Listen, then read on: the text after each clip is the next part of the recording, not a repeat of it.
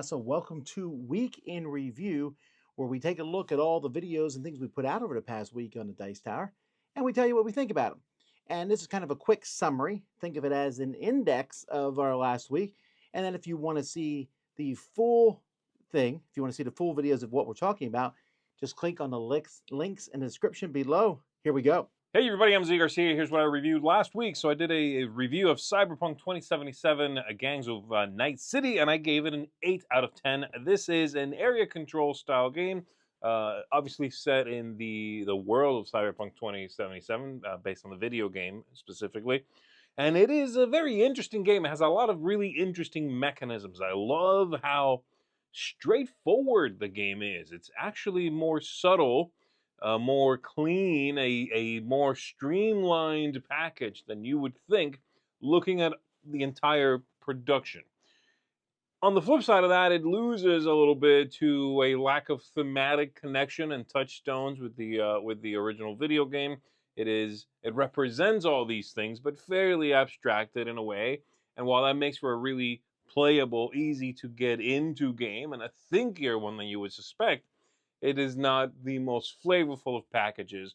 And I think a lot of people perhaps are going to bounce off of it because they're not getting what they were kind of promised by the cover of the game. I also then did a video comparing Ancient Terrible Things Reawakened, which I reviewed last week, by the way, to Conja from the same company using the same core ideas in both games. Ancient Terrible Things came out some time ago, the original. Then it was re-implemented basically into Conja, a two-player version of that. And now they've gone back and remade Ancient Terrible Things in this Reawakened package. I went ahead and took them head-to-head, showed you what they each look like, how they work, so that you can make a decision between those two. And that's it for me, folks. I will see you on the next one. Folks, you are entering Chris time. Hey everybody, Chris here. This week I took a look at several games, the first of which was Overboss Duel.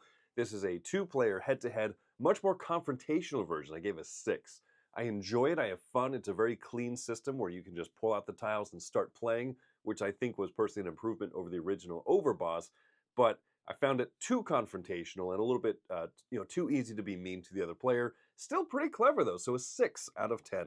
Next up, Cyberpunk 2077, Gangs of Night City, a 6.5. This has a lot of good systems, and I enjoy the combat in it. I enjoy the story going on with it. But the way that Z put it in the review, which I thought was great, is that the game is not better than it's not the better sum of the individual parts. While I like the individual parts, I think it doesn't cohese together in a great game.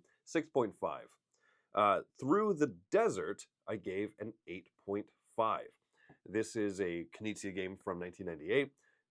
Brought back by Allplay, who's their sponsor, of course, but I think that this was a phenomenal pickup for them because it's a great game, very simple rule set, lots of connections, a lot of points to be had. Along with that, we also did the Through the Desert, the Bazaar expansion, and so that's a separate video Mike and I did. Spectral, this is from Bitewing Games and Ryan Courtney, 8.5. A great deduction game, mixed with a little bit of area control, trying to figure out what other players are doing and why they're putting pieces out there, find the gems. I found this to be really solid. It's a game that's not broken. Deduction can't be broken if one player misunderstands something, so the other players still have a really good shot at it. I really like that. And then lastly, A Message from the Stars, I gave a 9. This is a wonderful deduction game. One of the best I've played in a long time. I like playing either side, the message giver or the team trying to interpret them, and you're both sending messages both ways to get these numerical scores to help you determine different types of letters, characteristics. It's phenomenal, a 9 from me, and that has been my week. Hey everybody, Roy Kennedy here, week in review time. This time I took a look at 2 expansions for one game, and that is Summoner Wars, one of my favorite games of all time. I took a look at the Deepwood Groaks, which are these frog guys. I give this a 9. I really enjoy these guys. They have all these potions and boost tokens that are kind of like upgrading them and leveling them up. And then also the Forge, which I gave an 8.5. Still really enjoy these guys, but they're a little bit more defensive, but they have really cool stuff with all these different structures they put out that can move in interesting ways. They don't have like normal movement. They take damage if they do normal movement. There's lots of cool upgrades that can make them move around even better, and there's century turrets and all sorts of cool stuff. I really enjoyed both these factions. I love Summoner Wars, so if you're not on it, check that game out. Definitely a blast to play. But that's what I took a look at this week. Okay, so this past week I did a boring unboxing. If you'd like to see us open up stuff that came in to the Dice Tower. Also, I took a look at Summoner Wars, the new factions for that, the Forged and the Groaks. Both very unique, interesting factions. Some of my favorite factions. I give that one a 10. We did crowd surfing, where we took a look at the different projects that are coming up on Kickstarter.